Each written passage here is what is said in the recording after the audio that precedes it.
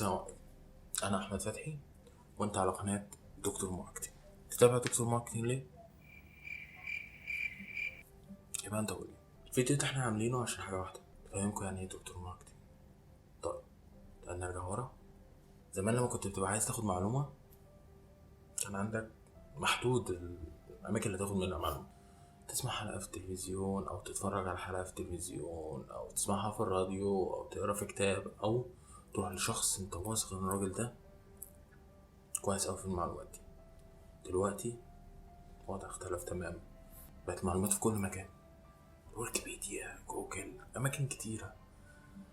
بس هل المعلومات دي بجد هي دي اللي احنا بنشوفها على أرض الواقع؟ الناس دي بتشتغل في الماركتينج، هو ده اللي بتشوفه؟ لا.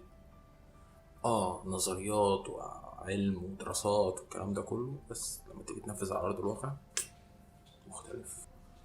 من هنا طلع الدكتور ماركتينج، هنقلك الخبرة والحاجات اللي أنا شفتها بجد في أرض الواقع، وانت هتناقشني فيها ولازم تناقشني فيها، لأن الموضوع مش معتمد أنا بديهولك ده صح، لا، حاجة دي بتتغير. ممكن أنا النهاردة أعرضها، بكرة تطلع حاجة جديدة تلغي الكلام ده تمام. تسويق علم مش ثابت، علم بتعرف البيزكس بتاعته بس بتشتغل بحاجة تانية خالص انت وقدراتك. فأنا هديك التولز اللي هتشتغل بيها وهتتابعني وهتقولي رأيك وهنتناقش فيه، ولازم نتكلم. وقبل ما تطلع لازم تعمل سبسكرايب وتابعني الفيديو جاي، مستني رأيك. سلام عليكم.